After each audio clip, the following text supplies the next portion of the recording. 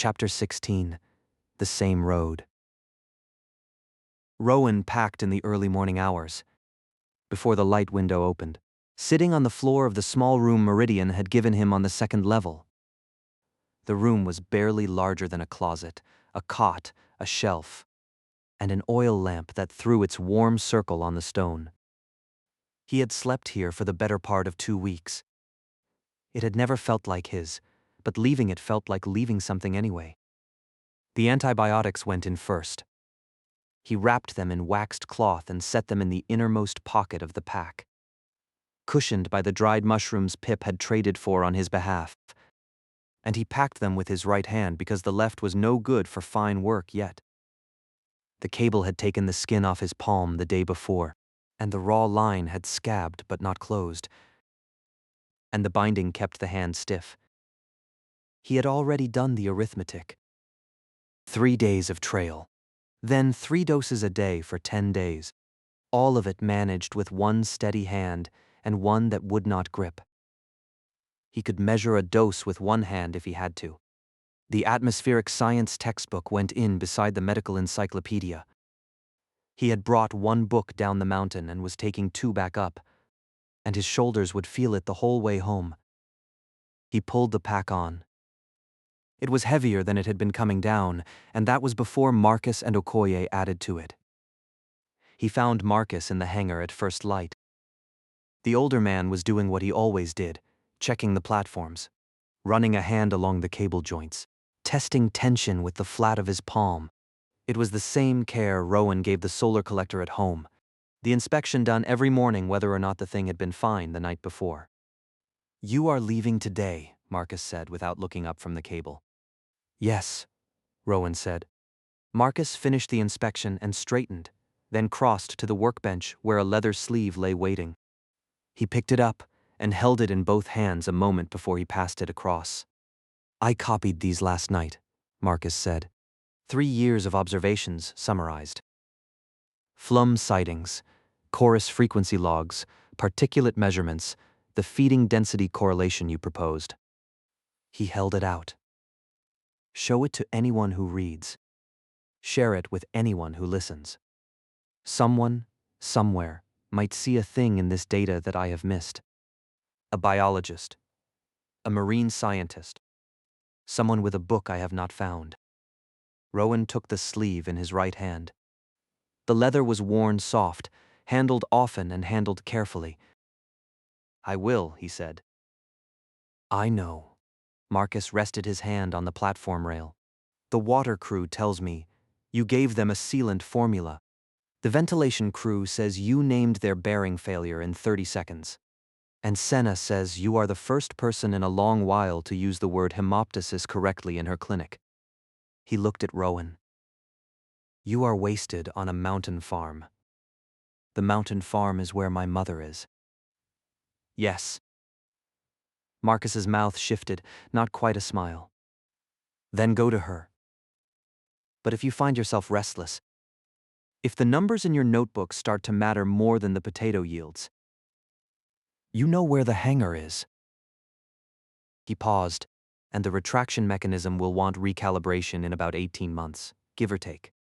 Rowan put the sleeve in the front pocket, where he could reach it without unpacking. 18 months, he said. "The mechanism is sound and your work is excellent.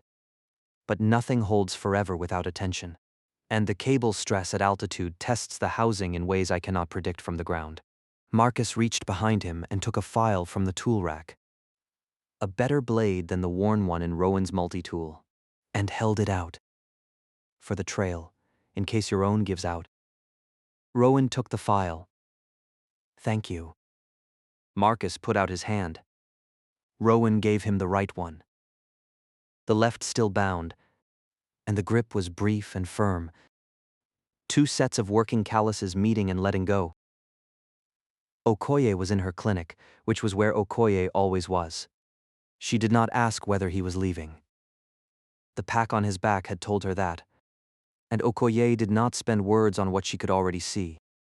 She gestured him to the empty chair and went straight to the medicine. The shelves were as precise as the first time he had seen them, the labels aligned, the cabinet locked. The antibiotics are stable, Okoye said. 3 times a day, 10 days, the full course. Watch for stomach upset in the first 2 days.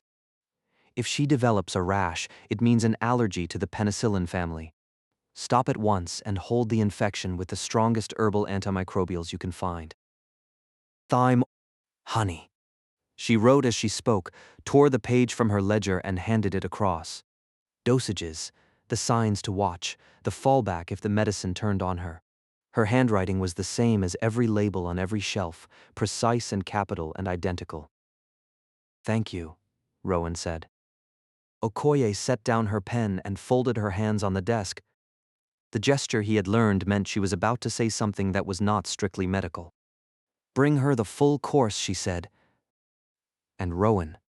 He waited. Come back. This city needs mechanics more than it needs another farmer. I will consider it, Rowan said, and was mildly surprised to hear that he meant it. He had been considering it since the platform, and the considering had not stopped. Okoye nodded once and picked up her pen. The conversation was over. Rowan tucked the page beside the antibiotics, shouldered the pack, and left her to her ledger, the shelves holding their order behind him and the cabinet keeping its counted contents. By the time he reached the gate, his pack held a second book, a sleeve of 3 years' observations, a spare file, and a torn page of dosages, none of which he had owned when he walked in. Each was something he had not expected to need, from people he had not expected to meet. Pip was waiting at the gate. She leaned against the wall beside the guard station, her own pack bulging with trade goods, her layers of scavenged clothing rearranged for travel, her fingers working the strap of her bag in the restless rhythm that never quite stopped. So I've been thinking, Pip said as he came up. That is often how your sentences begin, Rowan said. And they usually end well. So listen. I've got trade to do in the northern settlements. Ashford, Kettle Fork, a couple of smaller places past the ridgeline. The route runs with yours for 2 days, maybe a little more. She pushed off the wall and fell in beside him. No point walking apart like idiots when it is the same road. You are coming with me, Rowan said. I am walking the same direction as you. She hitched her pack higher. There is a difference. Rowan looked at her. There is not. Fine. Pip's grin came and went. I'm coming with you. For 2 days. Then I go north, and you go up your mountain. And we both pretend this was a practical arrangement, and not the fact that neither of us wants to walk alone right now. She said it fast, the way she said everything, but the last of it landed heavier than her chatter usually did. Rowan did not answer at once. He thought of her mother, who had walked alone and not come back, and of his own walk down to Meridian through country he did not know. Both walks had been necessary, and neither had been the better for being made alone. Before Meridian, he would have argued the point. He thought of fixing a flashlight for Pip in a dead school, and Marcus talking about the sky while his hands read the cables, and Okoye folding her hands before she said the thing that mattered. It was a short list. It was longer than any list he had carried before Meridian. 2 days, he said. The guard processed their departure with the same efficiency she had processed their arrival. Pip's trading account updated and Rowan's visitor record noted. And then the gate opened. Meridian's noise, the voices and footsteps and the far-off clang of work that had filled his days here, fell away behind them in a single step.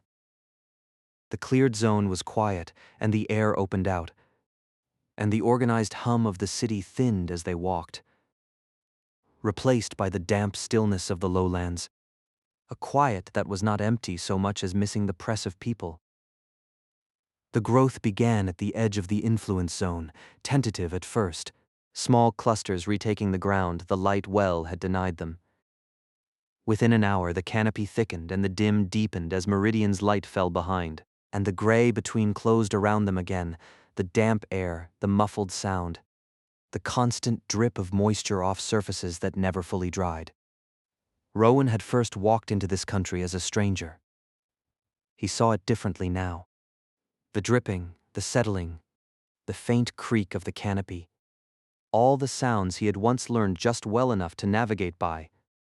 He heard them now as the low end of one system that ran up through 12 kilometers of cloud to the creatures feeding at the top.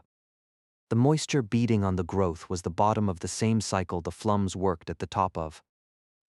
He understood it the way he understood a mechanism once he had seen all its parts. They had been walking perhaps 2 hours when the first travelers came the other way. A woman and an older man, the man leaning on a staff and on the woman's shoulder, both. Their clothes were mountain clothes. Layered wool gone gray with road dust. And the man's breathing carried a wet catch that Rowan knew before he was close enough to see the man's face. He had heard that catch from his mother's bed. "You're nearly there," Pip said before they asked. "Meridian's maybe 3 hours on if the man can keep moving. Gates on the east wall.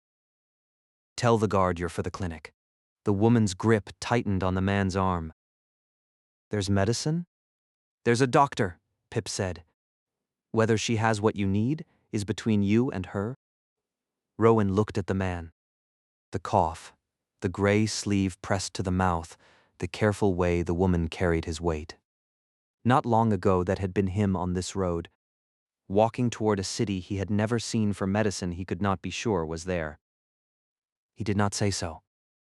He told them which fungi along this stretch were safe to eat and which to leave. The same things Pip had told him on the way in, and he told them the doctor traded for work and for goods, and to offer the work first. The woman listened hard and did not interrupt. "Thank you," she said, and they went on toward Meridian, the man's cough fading behind the growth. Rowan's good hand had found the strap over the antibiotics without his deciding it should. Okoye had 3 courses, she had told him. He had taken 1. Somewhere behind him on this road, the people who needed the other 2 were still walking. And he had no way of knowing whether they would reach her before the shelf was bare.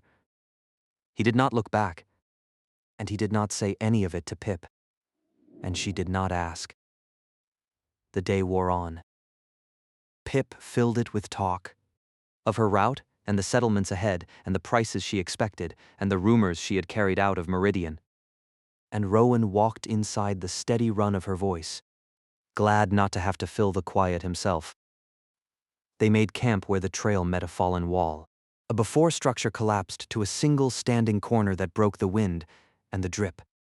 Pip read it in a glance, the dry ground, the angle of the broken roof, the old fire ring someone had left. The work was hers that night. Rowan reached for the shelter line and felt the bound hand refuse the knot, the scab pulling, the fingers stiff on anything that needed a grip. He stopped reaching. Pip ran the line from the wall to a leaning post, struck a fire from her own kit, and laid out the dried beetles and ghost caps without a word about why she was doing all of it. He had fixed a flashlight for her once, in a dead school, while she watched his hands with that same still attention. Tonight, her hands did the work, and his were the ones that could not. "You're going to be terrible to travel with for a week," Pip said, feeding a stick into the fire. "You will manage," Rowan said. "I always do." She did not make it a complaint. He did the one thing the hand allowed. He drew Marcus's sleeve from the front pocket, checked the sheets were dry, and held them open in the firelight beside his own notebook. The one he had carried down the mountain with its 6 years of light window numbers. He set Marcus's numbers beside his own, and the 2 records told the same story. In Marcus's column, the cloud had thinned a little across the years. And in his own, the light had run a little longer. The same slow change measured twice, by 2 people in 2 places who had not met until this month.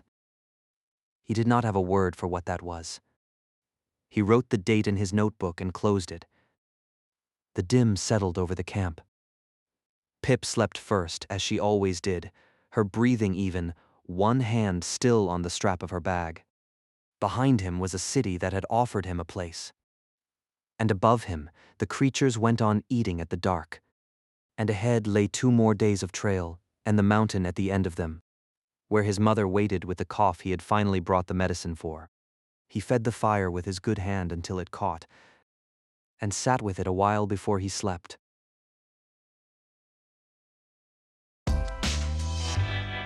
Chapter Guild, Stories for Your Mind.